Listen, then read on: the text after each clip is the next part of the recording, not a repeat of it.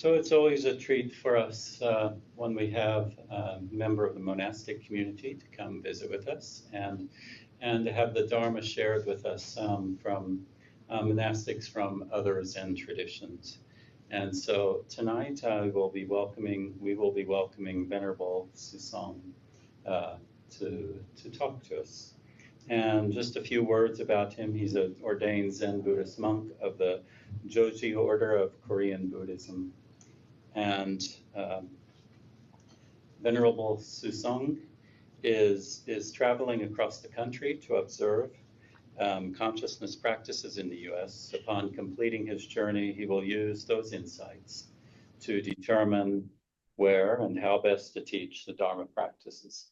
And really glad that we're in his path of traveling right now and that he could come visit us. And he says tonight that he will delve into the core teachings of the Buddha on the cessation of suffering and explore how Zen practice can offer a direct path to awakening. And so let's welcome our friend, Venerable Sooseong.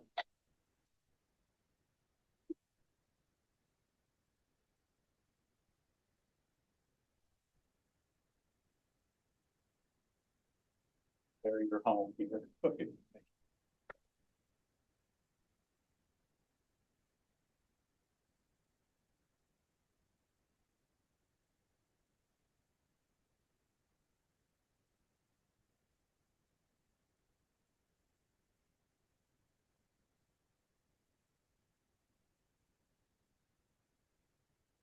Hello, everyone. I am Sooseong. Like it has been introduced. I returned from Korea, spent 5 years in Korea, 4 of it in a meditation retreat, spending summer 90 days and winter 90 days in the retreats there, like and I came back because I grew up in America and I had more karmic ties, and I wanted to share what I learned in the US, but I couldn't decide exactly where. I decided to travel across the country first to see how Dharma is practiced and where we are with the study of consciousness. And so far, I visited many states and many Dharma centers, temples, and Zen centers, and I see a variety of teaching based on Buddhist teaching, various levels of teaching, various understandings of teaching. So, and there's a core essence of Buddha Dharma, I call it Buddhist teaching, that I think if we understood it, it would create the right understanding of the Eightfold Path and also bring about right view on how we view our world, how we view our life. That might be helpful. And then I may go into a little bit about the Zen practice that we do, or just open it up for a question. I normally don't prep for a talk, but since they asked for a topic, I provided that, but this can go anywhere. But what I do want to share is that so this meditation practice that we do depends on your lineage. Everybody's way of practice may be different, but for Buddhist meditation, it's always good to start with the right intention, right? So we set the intention on why we practice. And setting that intention, it's good to have a good basis of understanding so that we have a right perception where we start the practice. And in Zen, we don't go into too much intellectual knowledge and debates about the teaching itself, because it's really about going directly inward to our mind. But there are core teachings that we must understand before we even start to practice. And I think most of you may already know it. So this may be just a reminder. They are the 3 marks of existence. 3 marks of existence are Dharma seals, the 4 Noble Truths, and dependent origination. So I'm not going to go into details about them, but I do want to mention something about the marks of existence. because there's a little bit of confusion, because in early Buddhism, Theravadic Nikayas, we'll talk about 3 marks, which means special characteristics of existence, being impermanent, anatta, which is non-self, and dukkha, meaning suffering. And as it developed into Mahayana, we added the nirvana. So there's 4 dharma fields, or sometimes they take out the dukkha and add on the nirvana aspect of it, because ultimately that's what we're trying to achieve, right? So as a disciple of Buddha himself, I think it's relevant to understand, the life is impermanent. And I think everybody nowadays sees that. Everybody sees change, okay? There's nothing that exists. There's nothing that exists that's not conditional in existence. And all conditional things are impermanent. It's always in motion. It's always in change. And now science is backing it up as well. And then the non-self portion is where some people may find it hard, because right now, as we sit here, you have this I-ness, right? This I, and you're listening to me, the listener, right? And what the Buddha is saying that's an illusion, okay? And because we believe in that I-ness, that's really the first part, that first ignorance we're talking about when we talk about dependent orientation, is that all of our thinkings, all of our suffering comes from that original misunderstanding, misidentification of this body, this mind as me, myself, and I. So I'm not going to go too much in detail unless it's been asked, and then the dukkha aspect of it is because of the impermanent nature and because of our misidentification of being a self, we are experiencing suffering. And because of the temporary nature of all that exists, he identified as suffering, which is in alignment with the 4 noble truths, where first truth is life is suffering, life is dukkha, right? And from Buddha's perspective, it goes beyond, even though it includes our everyday suffering, such as anxiety, fear, frustration, and all that. His perspective was really about birth, aging, sickness, and death. So looked at it from that perspective, because you were in the constant cyclical birth and death, that we must experience this all the time. And the cessation of that suffering is the nirvana, is cessation of the fire. Nir means cessation, vana is fire of the life. So some people may argue, well, my life is fine. Why would I want to end this? Life is beautiful. But from his perspective, after his walk on to the truth, if you look at it from the absolute point of view, we don't have to live in this cycle of samsara, where you don't know where you're going next. We don't know what we're going to experience tomorrow.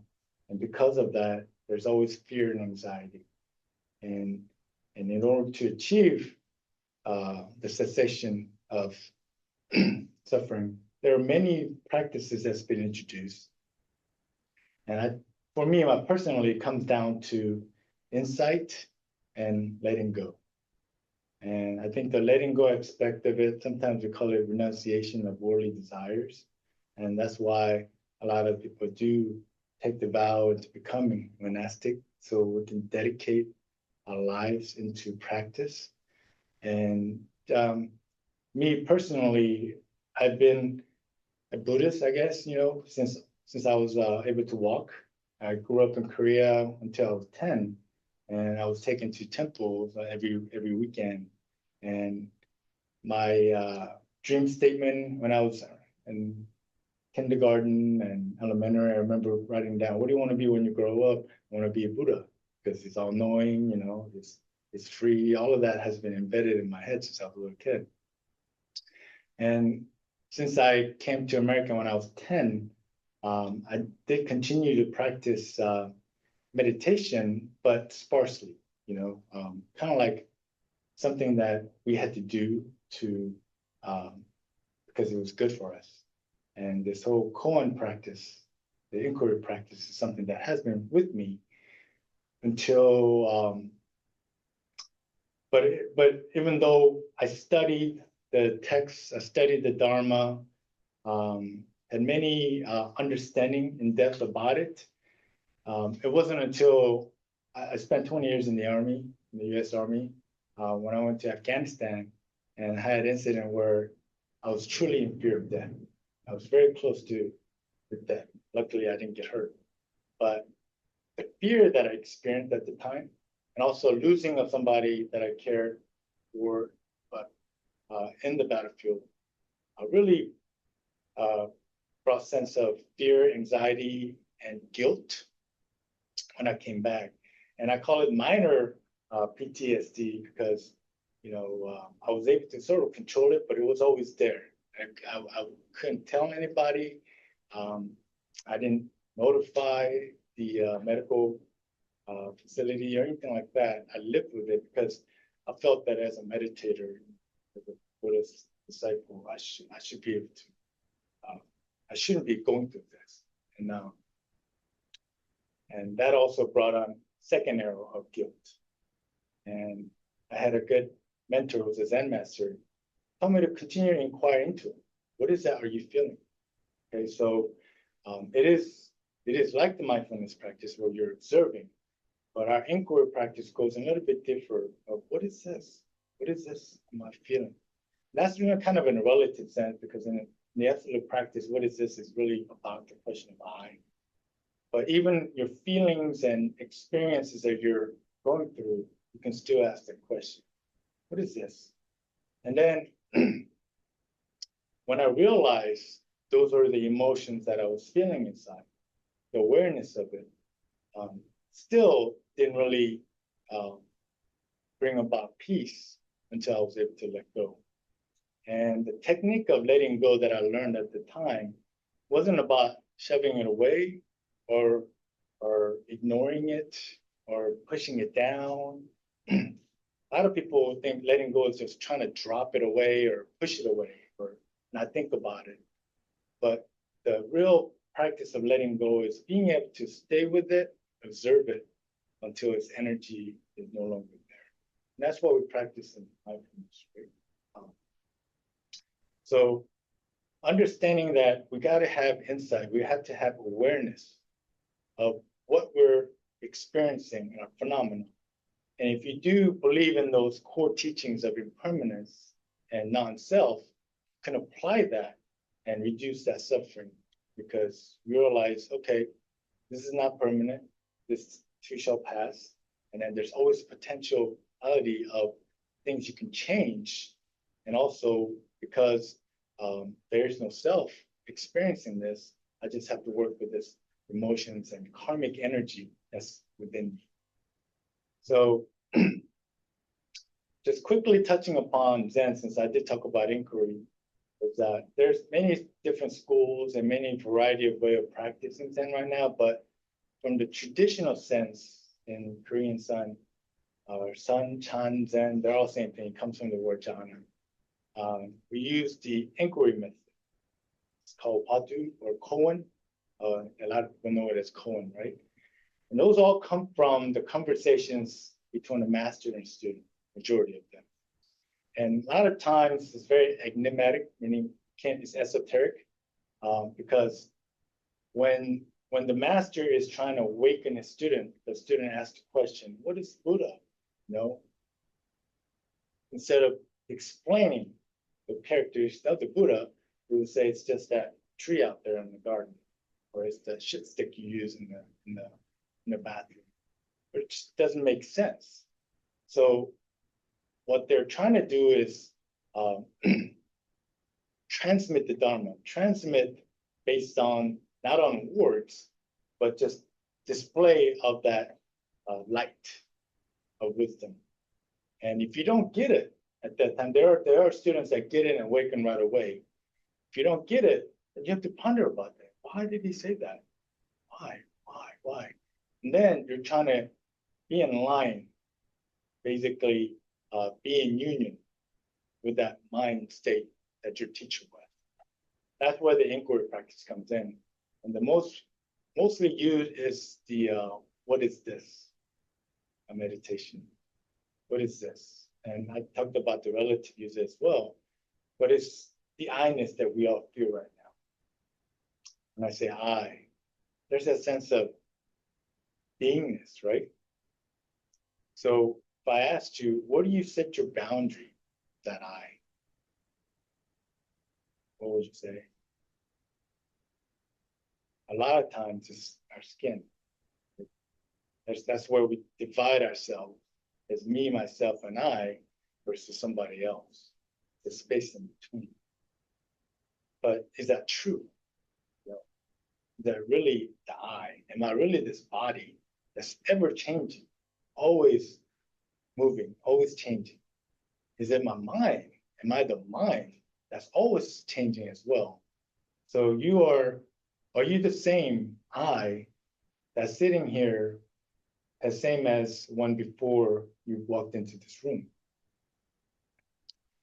Our memory tends to tell us, yes, it is the same person. I am Sooseong, and I was Sooseong before I came into that door, and I am still Sooseong. Usually the names and form define our identity. But if you really look inside, if you really question, okay, I'm not this body that's always changing, okay?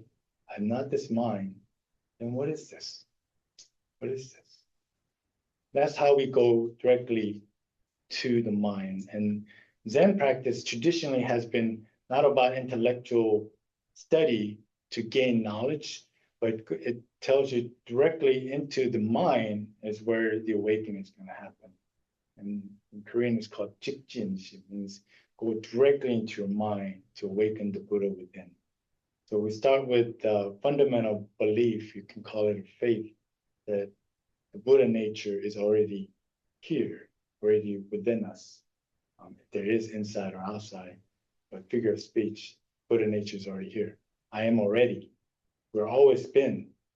So why am I suffering? It's because of the misidentification of this thought of I that creates all this thinking, all this wanting, all this chasing after the pleasure aspect from the sense-based pleasures, as well as anything that we wish to be. All of that desire is creating the suffering. That's the part of the Four Noble Truth, right? Second Noble Truth. So by understanding those marks of existence, the Four Noble Truths, you understand that the main aspect of Buddhist teaching is it's about suffering, that understand that this temporariness, this impermanence is suffering, and it's about cessation of suffering. So I use the analogy of the Matrix movie. I don't know if everybody watched it. You can build a great life in the Matrix, happy life, rich, all of that, but you're still in the Matrix, right? So what the Buddha is trying to say is take the blue pill and get out, Understand your real true self, which is the Buddha nature. You're not this body, you're not this thoughts, okay? And in order to do that, we use that by going directly to the mind, inquiring into it. And every Buddhist meditation practice has sati, which is mindfulness, right? So I think in the Western world, here in America, and I used to teach mindfulness as well before I became a monk, and it became such a popular way to practice mindfulness, and practicing it for sake of just mindfulness will get you to certain levels of joy and peace, but you have to continuously work at it. Like somebody said, when I come here, I find peace. But when I'm work, I'm frustrated, So it's like taking a vacation of mindfulness while you're working. You're always chasing after peace then. So the inquiry meditation is just like mindfulness where we can practice it all the time, whether we're sitting, whether we're walking, whatever activity it is, you can always ask, what is this I-ness? And then you'll realize, can't find it, Normally the answer is don't know, right? If I asked you that, I'm kind of skipping over this whole process, but is that don't know. When you genuinely ask, what is this? And when you don't know the answer, we call it the don't know mind, is when there's really nothing going on. We talk about shamatha, where we utilize anapanasati, mindfulness of the breathing, to lower our thoughts to serenity. But when you ask yourself a question you can't answer, and you really don't know, you're like, what is this? Don't know. There's nothing there except for watching, except for sati. There's nothing there except for that question. What is this? What is this? What is this? And then we try to increase the time of that don't know mind, don't knownness, because that's the Buddha nature right there, where it's not conceivable in the mind, but it's always present right here, right now. So even here and now, a lot of people, when I say here and now, people would, where do you set the boundary at? You know, here in this room, right? This time period. But in the absolute sense, the here is infinite and now is eternal. And those are the kind of insights that you gain from looking inward, trying to search for this I-ness. So that essence of it is the Zen practice that we do. And I'm going to refrain from going any more deeper or any details. But hopefully you kind of understand where I'm coming from the monastic practice point of view. And even with the mindfulness practice, we have to set an intention. What is right mindfulness? You know, out of the Eightfold Path, one of them is mindfulness, right? One of them. And it all of the Eightfold Path kind of is interdependent, but it starts with the right view, right understanding, or right perception, whichever you want to use to have a right understanding of what we just talked about, so that you can set the right intention. So knowing that we don't want to suffer, but if we're chasing after happiness, that's not always leaving suffering behind. But if we want to end all suffering, then ultimately you'll be peaceful, you'll be joyful, liberated from all that suffering. Okay. So I would like to open up for questions, because I'm better answering questions than trying to prepare a talk. So, if you have any questions on the Buddha Dharma or meditations, or your state of meditation right now. And one thing that I do want to say about meditation practice, whether you practice Zen or mindfulness, we need teachers to guide us, because there's it's starting to compare a lot more in psychology now, in the studies, that there's dark side of meditation. Because as your mind gets settled, as your mind becomes a little bit more focused, you're going to start experiencing things. Okay? And not just kind of, if you're on a surface level of, okay, I'm aware right now, okay, I'm doing this, it's okay. But once you start sitting down and meditate for a long period of time, and you're focused, and you're starting to dive into your subconscious area, then you'll start to see things, experience things that you're not familiar with, but it's all embedded in your subconscious mind. So it's good to have a teacher who has experienced that to guide you properly. And one blanket advice that I can give, which I was given by my master as well, because when you're sitting in 90 days, 8 hours a day, there's all kinds of experience we go through. And my master has told me to ignore every single one of them, no matter what it is. I mean, you can have this mind-blowing experience of just oneness, allness, and just this feels like you're enlightened and nothing exists. And all of this comes from your own mind. So whatever experience that you're having through meditation practice, remember, those are all experiences, and there's an experiencer. As long as you have phenomena you're experiencing, you have to catch yourself and say, okay, I'm experiencing this. There's still I-ness. That means it's not complete. So the way you can measure your progress is how much of my ego am I deconstructing? So am I still holding on to this I? So as I'm dealing with people that are making me mad, it's not just the responsiveness that we are practicing. By deconstructing our ego, we react less. We become more proactive. And one of the steps is being mindful all the time. But once we start working on this I-ness, then you can start focusing on that to see what degree is my ego. And practice of the spirituality, I see a lot of spiritual egos too, as we get to know a lot, experience a lot.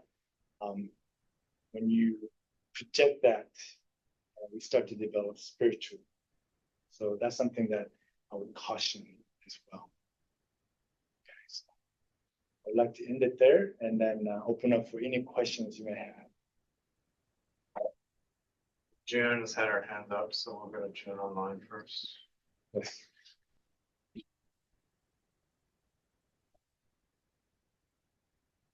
Go ahead, June.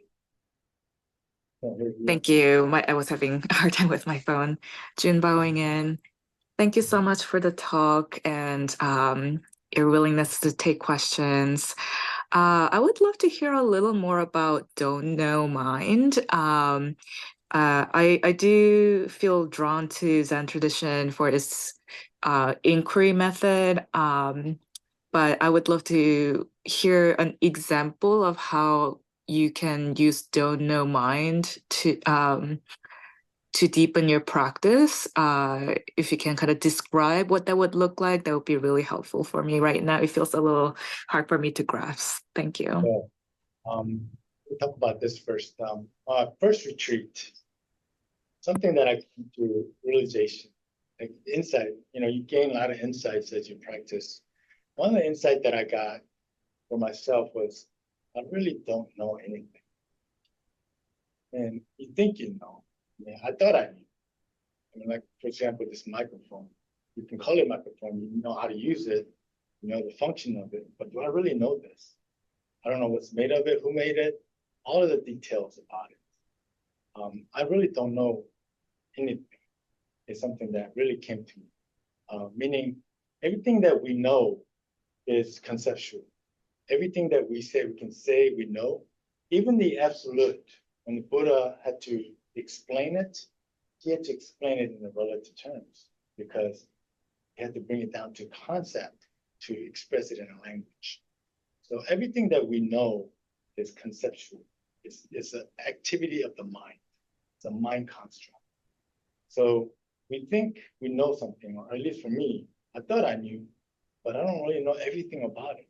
How can I say I really know, right? With that in mind, the don't know, that helped me as far as I really don't know. And then from the koan perspective, when we ask, what is this? It's really in the absolute level of going back to the presence. So what I was able to gain insight is that this present moment we're talking about here now is not something that we're in. A lot of times we think we're here. My presence is here in the now moment. What I came to understand is that it's always here, always now. So in a way, I can say I am here. But the only way to get there is the don't know mind. So if I asked you, what is that? I-ness. What is it? What is it? What is I-ness? Is that what you said? What is that you feel as the I? Yeah. I guess, I acknowledge that the sense of I is always changing, but I think of it as accumulation of various experiences that are creating certain conditionings and expectations and anticipation. And I think that's the kind of ego layer of I. As I imagine it, I'd like to think that there's connection to deeper source or something else, but that I will leave it as that. So that's kind of where I'm at. Right. So we think we're constructing in our Mhm. mind image and the concept. But do we really know? Do you really know Mhm. what that is, that which is aware, that which is here? Do we really know that? I mean, I don't. So that's the first step, is admitting I don't know what this is. Because I don't know, I don't even know myself. And I've always been fooling myself as this I, me, myself. And I think we kind of owe it to ourselves to really know what that is. So when you say, when I ask, what am I? What is this? I can think of all these possibilities, but now from the Zen practice, we got to let it all go because these are thoughts. It's just construct of our mind. It's a projection of our, our ego. So while letting that go in, trying to see it for ourselves, to gain the insight for ourselves by, and the insight is defined as penetrating insight. Really see through all those concepts, all those thoughts, and come to realization of what this is. What is this? And that's what your true, honest, don't know mind comes out. And when you don't know, and this question is not always, what is this? There's a lot of different koans, right? That's why I've been to Zen centers where I do koan interviews, and some people say they've answered hundreds of koans. And in the traditional sense, that's not what it's supposed to be. It's supposed to be it's not supposed to be an intellectual exercise of why did he say that? Maybe he said that because, he's trying to say everything is Buddha nature, therefore, this could be Buddha too. Those are all intellectual mind construct. So in order to get to the samatha, it's the serenity, we have to dive into that. What is this? For that moment of asking that question, just don't know. I don't know. Whenever there's truly honest don't know, you're at a state where all the shamatha practice is trying to get to. But there's shamatha and vipassana included in this inquiry practice. By asking that question to get to don't know state is where everything is just, that's where you start to gain insights of the true nature, true reality of what this all is. Does that make sense? And how can I don't know. But thank you. I'll be reflecting on this. if you are going to practice inquiry practice and explaining, that's why we do it, to get to the don't know mind. And then you prolong that enough where you will gain the ultimate insight of the true nature. Not just believe that we are the Buddha nature, but you'll see that for yourself that it is. Even if it's a glimpse, then you get the confidence and trust and confidence in this practice. And that has helped me to continue this practice doing that way. Even when you feel certain emotions, you can kind of inquire about it too. What is this? What is this? Not why am I feeling this? Because you'll justify it, when you're asking why. But what is this? Trying to see the true nature of the emotion, the energy behind those emotions. Why, what is this? Not why, but what is this? And then you'll see that all of a sudden it just goes away. And you're like, where did it go? Where did it go? And that's also kind of a goal for mindfulness practice as well. But at least for me, personal practice, having done mindfulness, having done vipassana practice, the inquiries help me go there a little bit directly and quicker to dissolve. Not to get rid of it, but by observing it much more closely by inquiring into it. And so in a daily practice, you can use that as well. Whatever negative emotions or feelings that we have that we don't want to because we don't want to suffer anymore, you can inquire into it. What is this? What is this? Yeah. And then what is this can become deeper into what is this that's aware of this feeling? What is this that's aware of this breathing? Because as we sit in mindfulness, we're watching the breath in and out, right? And that's how I start. in and out, in and out. And I know there's awareness. And that's where it really became strong. When I was at a Vipassana retreat, about seventh day, we're just watching, scanning the body and watching how impermanent everything is. And I was like, because I had the inquiry practice before, I was like, what is this? That's aware of this change. What is this that's aware? That's when I really got, kicked into the inquiry practice.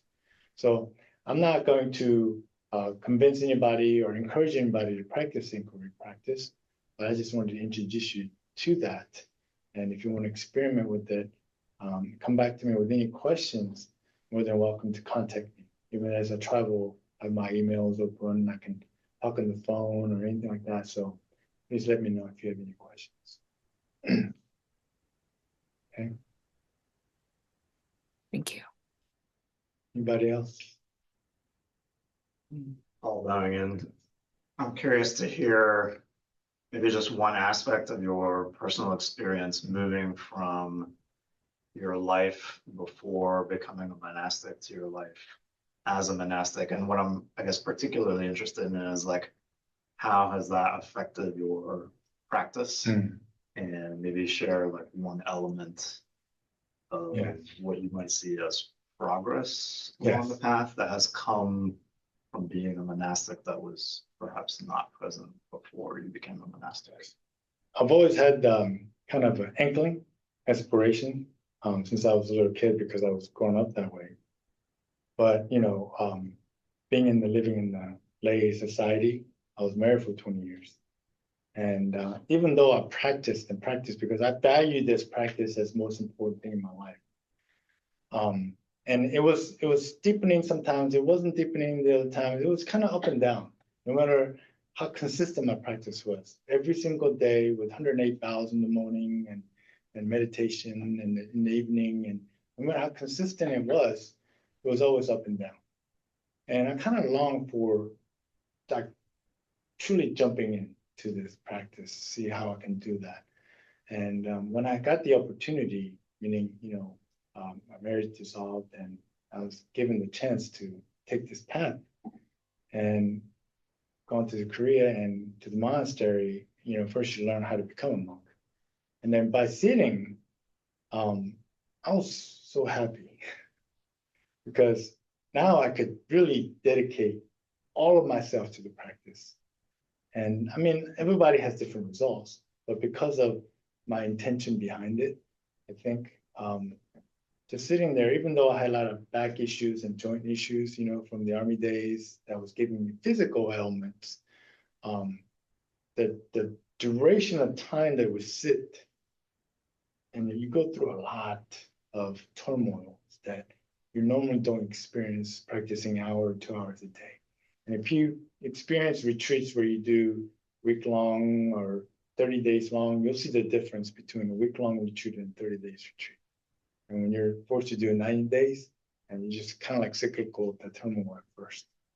Yeah, so from being able to dedicate my entire life to the practice, you asked, what did I gain?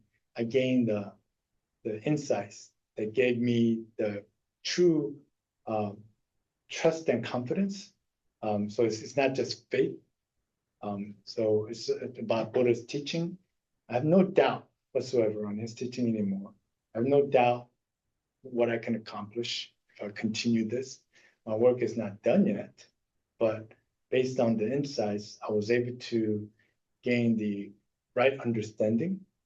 That's why my teacher approved me to teach. It's really more about not completing it.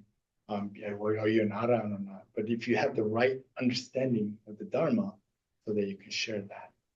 So that's what I gained from being becoming a monk. Hope that answers your question. Yes. This is Jim bowing in. Do you believe in free will? Free will, that can go into really, really long discussion, but the short answer is yes and no. The reason being is, from my perspective, if you understand the karma and the way it works, everything that we're experiencing right now is karma. Karma meaning transfer of energy to the energy, the interdependency that I think you're already familiar with, you know. Everything is dependent on everything else, right? That's what Thai teaches, right? You know, because what we're experiencing is karmically manifested based on our speech, action, and thoughts in the past.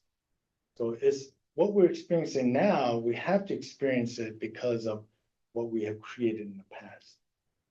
But future can change. Obviously, there's going to be karmic energy that's going to take you to the future as well. So it's, but when you're conscious, that's why I always say when I used to teach meditation, is that when we can come awake to the present moment, like you've experienced it, when you're truly fully awake in the present moment, you can actually take actions according to your intention. You no longer have to be reactive. A lot of times we're reactive. The automaticity of how we live about, our brain has already synchronized in us to react certain ways. That's karma. That means you have no will, you have no choice. But when we want to take that choice back, is by being awake fully at this present moment. That's why we practice the mindfulness. As soon as you know whether you're breathing in or you're breathing out, you're present. Okay.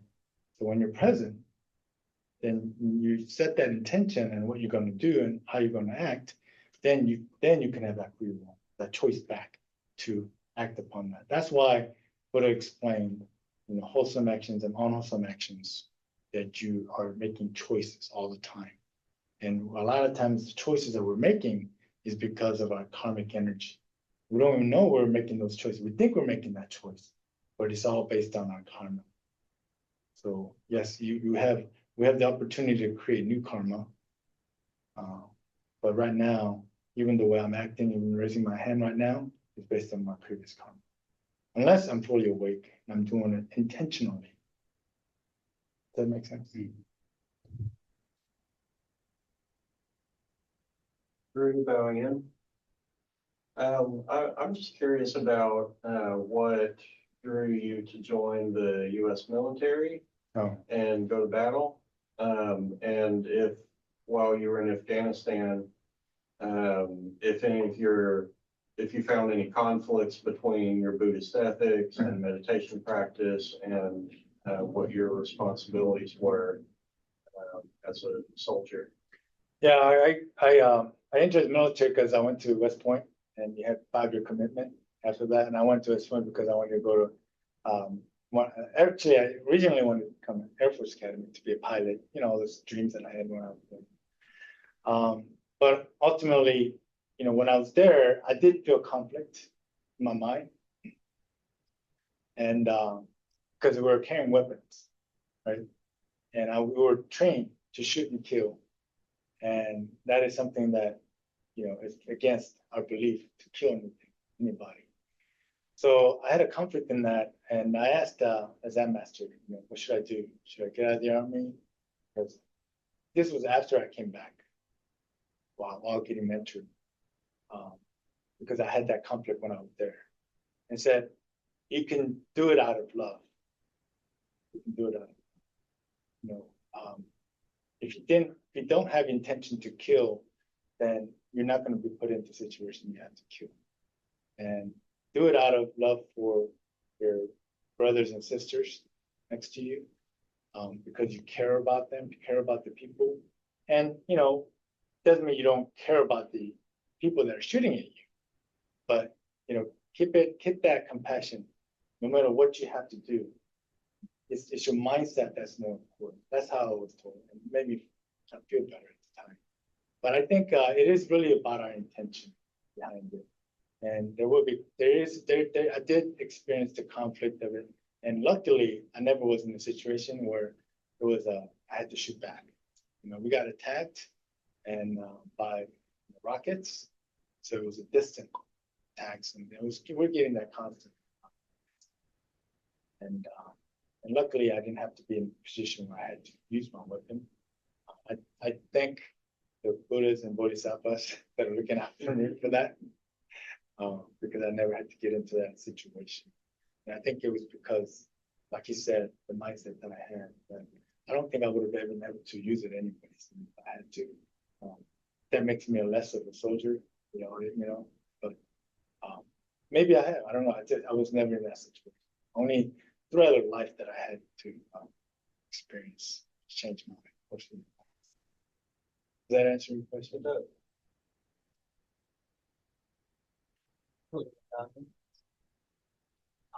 Curious about what is your relationship to worldly desires, and how has that changed throughout? Oh yes, worldly desires. We call it worldly desires. In the text, we talk about sense-based desires, right? Because our six senses are always chasing after things, and after gaining the insights of not only understanding the impermanence and the nature of everything is, definitely changed my perception of everything that I used to chase and I used to like and I used to desire. And I have to be honest, there's still karmic energy left of memory coming up because I lived a full lay life before I became a monk. So it's there, but I know that those don't carry the energy. Even though it comes up as a memory, a thought, I recognize that as a thought, and I go back to my inquiry. What is this? And it just dissipates. So I think that's the practice journey that I'm in, is to be able to let everything go. It does take a little bit of time. And once everything's let go, then I think we'll work with it. Does that make sense? But I don't think you have to be a monk to practice that. Because there's a degree where I think you can recognize at least, what am I desiring, And the third patriarch said, if you didn't have any likes or dislikes, you'd be enlightened. The third patriarch, Sooseong, of the Zen patriarch, one of his books, you can read it. It says, you didn't have anything you like or dislike.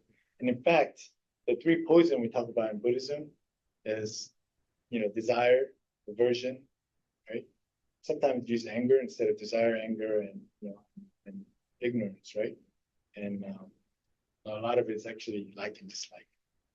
It's because of and if you really look at what we like or dislike, it's our mental projection, right? Because that's why everybody's likes and dislikes are different. It's the novelty we put on that object.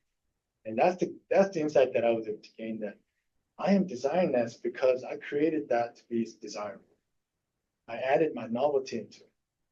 Now, if I didn't do that, I wouldn't desire it. It's the insight that I was able to gain by looking in. Whenever that desire came up, I was able to say, oh, okay, I was actually creating that object as desirable before I started desiring. It's all my own creation and my own suffering based on my own creation. There's no one else to blame, no one else to look at other than my own self. And that's what this whole practice really is.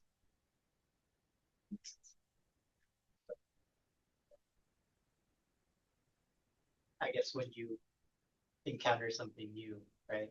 Like, do you actively try to not like or dislike it? Or is it just kind of comes naturally? Yeah, I think I came to where everything just is. Yeah, it just is. And if I don't project that, then it doesn't reflect that back. Yeah, everything just is. And everything is really complete as is. If you look at it from perspective of everything is Buddha nature, and it's perfect. It's already perfect. It's already complete. And by that, you may say, oh, what about all this going on in the world, or political divisiveness, all of that. But that's why you have to understand karma too. It's karmically complete, karmically perfect the way it's exactly supposed to be. So everything is interdependent. So everything that's appearing, all the phenomena that we're experiencing right now is exactly what we're supposed to experience. But how your perception can be different. Everything is, and you can add different values to it to experience differently for you than somebody else, right? So it's our perception that's at play, really, not the world itself. It's not because of that result that I'm suffering. I didn't get what I want, or I have to work with something I don't want to work with. It's really not that that's causing suffering. It's that I don't want it or I like it, I want it more. It's really, that's what's causing the suffering. Does that make sense?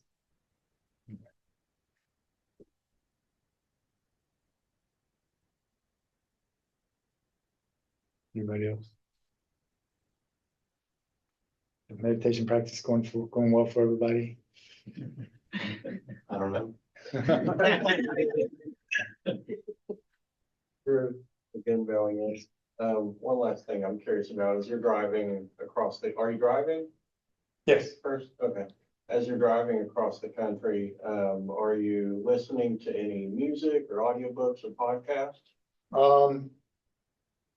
Sometimes I listen to the Dharma talks, other masters that's on the YouTube, and also people that are talking about the consciousness. You know, there are a lot of scientists out there now studying consciousness. You know, like Don Hoffman. You know, I like listening to him because, you know, and then you start to see the limitation of science understanding consciousness. You can't calculate consciousness. It's like trying to calculate infinity. It's non-dual. So everything that we do in science is dualistic. It's linear thinking. But he understands that. He just wants to be able to tap into that. Things like that, to answer your question. Okay. Thank you so much for giving me the opportunity to sit here with you, practicing together. This is very auspicious. I think our relationship, in order for it to be here like this, it's a great karmic merit. And I really appreciate everybody's presence here. Thank you so much. May we all enjoy peace and joy and liberation.